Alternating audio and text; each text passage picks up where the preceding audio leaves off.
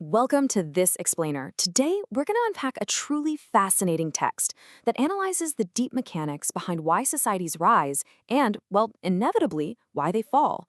We'll be drawing on some really compelling historical frameworks from renowned authors like Hendrik van Loon, who basically strung together human history in the story of mankind, and Yu, who spent his career researching ancient civilizations across the globe. We've got a lot of ground to cover, so let's jump right in.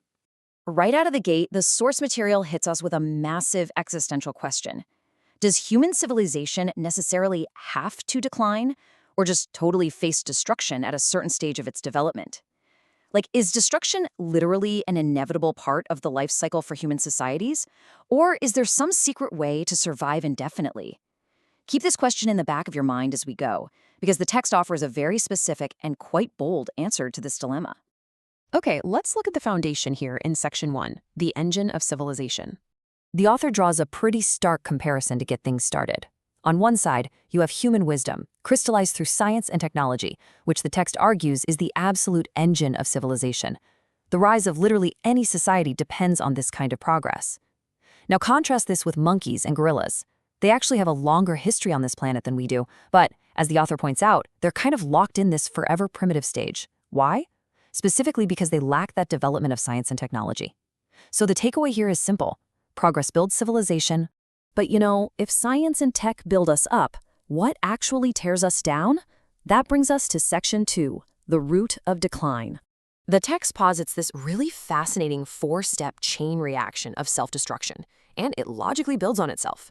It starts with Step 1, achieving relatively high productivity and development. Sounds great, right? But that success actually breeds Step 2, a dangerous self-inflation and arrogance. A nation starts to think it's the ultimate creator, the only one who can save the world. And that hubris leads straight into Step 3, where the society decides it needs to impose its will on everyone else. And the inevitable result of all that? Step 4. They end up destroying the civilization of others and ultimately trigger their own decline. To really drive home the danger of this arrogance, the text pulls in a quote from the ancient sage Laozi. He warned, when people have no fear of force, then a great crisis will arrive. The author uses this to show that a civilization without some sort of eternal belief, without any reverence, is terrifying, and it's basically a ticking time bomb, capable of being destroyed at any moment. Now, you might be wondering, what exactly does the text mean by force in Laozi's quote? Well, the source defines this great force very specifically as totally uncontrollable events. We're talking about a power humans simply cannot imagine or control themselves, like the biblical Great Flood, which the text uses as a prime example. The author makes a sharp distinction here, noting that people today worry a lot about modern, man-made crises like nuclear war or rogue robots, but those completely miss the mark of this ultimate uncontrollable force.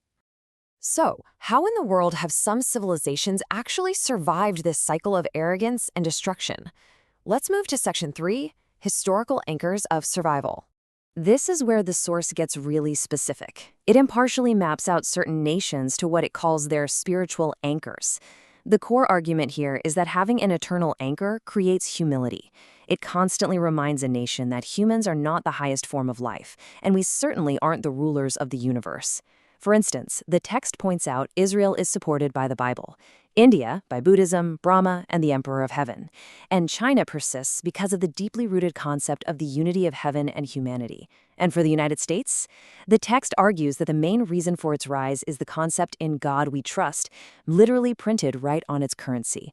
The author claims that if that trust is ever lost, decline is absolutely certain. But wait. The text takes a really interesting pivot here in Section 4, Why Other Beliefs Fail. Because apparently, not just any belief will do the trick. The author poses this exact question to challenge traditional belief systems.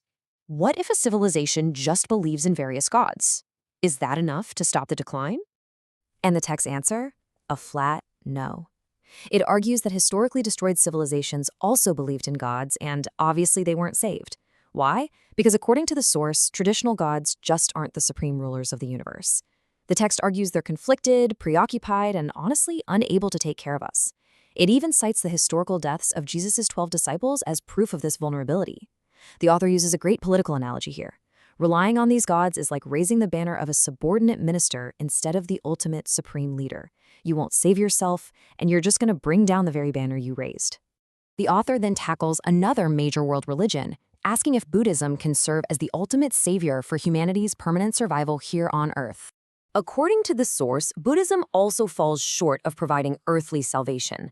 The text characterizes Buddha as a much higher life form living in the Elysium world, but asks a practical question: can they take care of us here? The author points to history, noting that temples have been destroyed, monks have been expelled, and even the highly revered sixth patriarch couldn't save himself and actually had to hide out among hunters for 15 years. Furthermore, the text argues that the whole point of believing in Buddha is to seek rebirth in the Elysium world, not to secure life and enjoyment on Earth, so it simply can't be the anchor for our civilization's earthly survival. Which brings us to the author's ultimate thesis in Section 5, the ultimate choice. The source emphatically concludes with this one singular point: avoiding total destruction requires an absolute belief in what the author calls the greatest creator. And the text uses a really striking metaphor for this. It compares humanity without the greatest creator to a herd of elephants who just ignore humans, think they totally own the earth, and start acting recklessly. Just like those destructive elephants will inevitably face punishment from humans, a human civilization that ignores the greatest creator will face its own destruction. The argument is that our survival depends entirely on having this greatest creator in our hearts. And the author grounds this massive warning in a very specific timeline, pointing to the year 2013 as a strict historical fork in the road. Before 2013, humanity was enjoying modern civilization, but constantly teetering on the edge of destruction because of our arrogance. From 2013 onward, the text outlines two very stark paths. Path A, we prioritize serving the greatest creator, and humanity enters a much more glorious era. Or Path B, we completely ignore the greatest creator's existence, and Laozi's great crisis finally arrives. So, I'm going to leave you with this provocative thought, straight from the text. It's a harsh, binary choice presented by the author, challenging us to deeply consider the true foundation of our modern world. Are we leaning into the humility required to actually sustain our incredible progress? Or are we just those reckless elephants marching blindly toward a great crisis?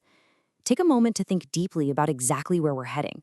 Thank you so much for joining me for this explainer, and keep questioning the mechanics of the world around you.